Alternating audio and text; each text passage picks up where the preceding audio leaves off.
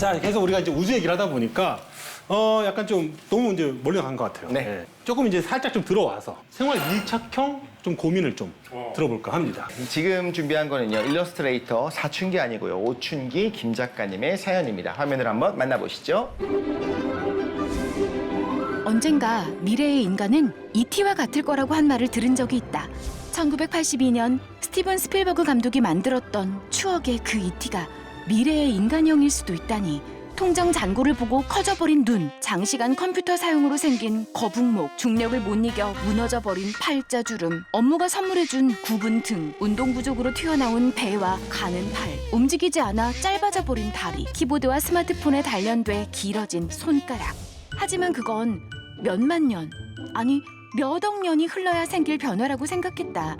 인간이 아무리 주어진 환경에 맞추어 적응하는 동물이라지만 그렇다고 사람의 신체가 그렇게 쉽게 변하지는 않을 테니까 말이다. 어쩌면 예상보다 더 먼 미래의 얘기일 수도 있을 것이다. 하지만 왜 때문인지 그 변화가 그리 멀지 않았다는 기분이 든다. 몸무게는 같은데 20대 때와는 뭔가 다른 낯선 내 몸뚱이. 내 허락도 없이 달라져 버린 이 몸매는 대체 뭐란 말이야. 아니야, 기분 탓일 거야. 그래도 아직까지는 사람답게 보일 거야. 아, 씻는 것도 힘드네. 얘, 왜 이렇게 오래 씻어? 다 씻었어. 근데 그러고 있으니까 너 E.T. 같다고. E.T. 어? 완전 E.T.랑 똑같네. 너 E.T. 알지? 미래의 인간은 정말 E.T. 같은 몸을 갖게 될까요? 이야. 이티 모르는 분도 많을 텐데. 그죠? 그쵸, 요즘에는 사실 E.T. 노래 아세요? E.T. 노래? 노래? 식빵같이 생긴 아, 예, 그 있죠. E.T.의 뭐 애니메이션판 그 나오는 예, 거. 예. 이 노래 갑자기 기억이 나네요. 근데 약간 좀 저는 좀 많이 좀 공감이 됩니다. 지금 저의 어떤 이 몸 형태가 뭐랄까 예전에 20대 때 상상도 못했던 그런 몸 형태로 지금 갖고 있거든요. 우주로 가고 계시군요. 변화가 일어난다는 자체만 보면 어느 정도의 변화는 충분히 일어날 수 있겠죠. 키만 봐도 한국 남성 같은 경우에 80년대하고 지금 평균치를 보면 한 6cm 정도 더 커졌거든요. 6cm면 꽤 큰 거죠, 그죠? 만약에 조선시대하고 비교해 본다면 한 10cm 정도 더 커졌다, 뭐 이렇게 얘기할 수 있겠죠. 그러니까 생활 방식이나 뭐 영양 공급 상태나 이런 거에 따라서 키 정도 바뀌는 거는 이미 이제 증명이 된 거죠. 그리고 이제 다른 동물들 사례를 봐도 사실은 생물학적으로 보면 개하고 늑대하고 서로 다른 종으로 안 보거든요.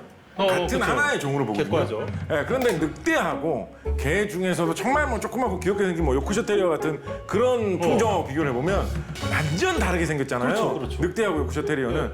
근데 그게 사람이 개를 늑대로부터 길들여가지고 키워오는 품종 개량의 그 얼마 안 되는 기간 사이에 그렇게까지 변한 거거든요. 그런 생각보다 그러네요. 그러니까 뭐 사람이 어느 정도 변화한다, 그 비교적 크게 길지 않은 시간에 저는 가능은 할 거라고 봅니다.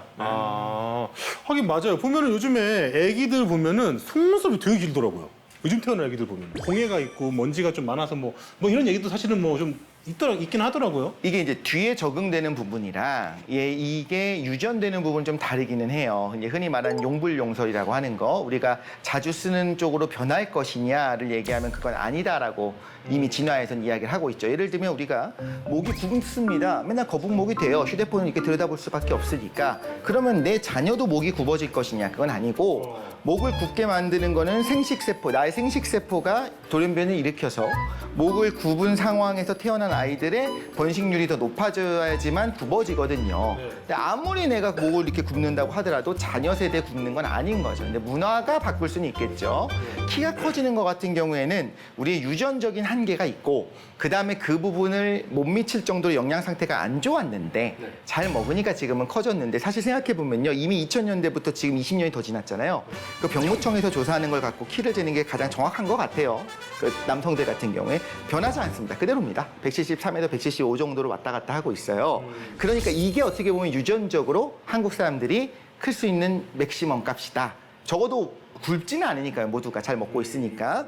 그리고 원래 우린 유전적으로 큰 나라입니다. 동아시아에서 제일 컸어요. 일본이랑도 한 15cm 가까이 차이가 났었으니까. 그래서 이런 거는 변화는 유전되지 않는다. 그래서 저도 사실 과연 이렇게 인간이 계속 변하고 있을까 잘 모르겠다라는 생각이 드는데 하나 약간만 가능성은 별로 없지만 하나 말씀을 드리자면 후생유전학이라고 하는 게 있어요. 후생유전. 그 우리가 생각하는 유전은 이제 생식세포의 변이가 일어나서 돌연변이가 태어나는 게 유전이라면 후생유전은 습득된 형질이 어느 정도 유전되는 거예요. 근데 그 용불용설이랑 다르기는 해요. 엄마 세대에서 아빠 세대에서 내가 살면서 얻은 어떤 성질들이 자녀에게 유전되는 경우들이 있습니다. 어떤 거예요? 예를 들어? DNA가 바뀌는 건 아닌데 정확히 말하면 DNA 메틸화 부분이 같이 연관이 지어서 그게 연결되는 경우들이 있는 몇 가지 사례들이 있어요.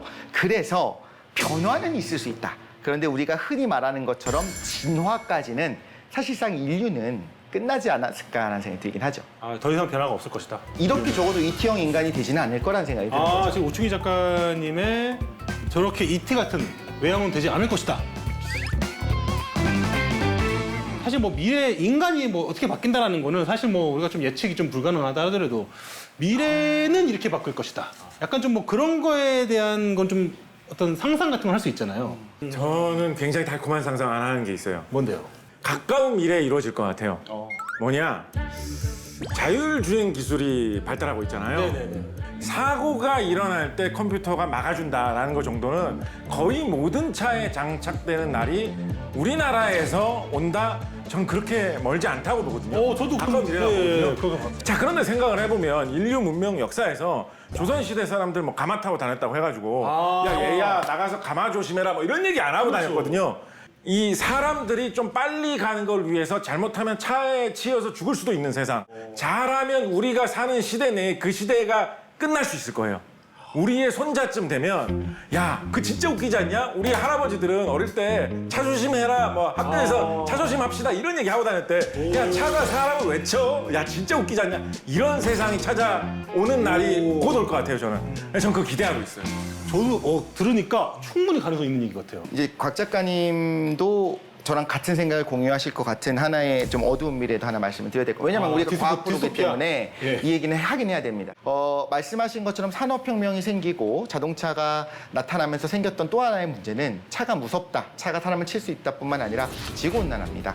지금 자칫하면 30년 뒤의 미래가 아예 인류가 멸절하는 건 아닌데 지금의 우리가 사는 세상과 완벽하게 다른 세상의 가능성이 있기 때문에 우리가 너무 달콤한 거를 꿈꿀 수 있느냐, 사실 어떻게 보면 과학에 시급히 해결해야 되고 우리를 불편하게 만들 수 있는 그런 요소들까지도 같이 좀 생각해봐야 되지 않나 생각합니다.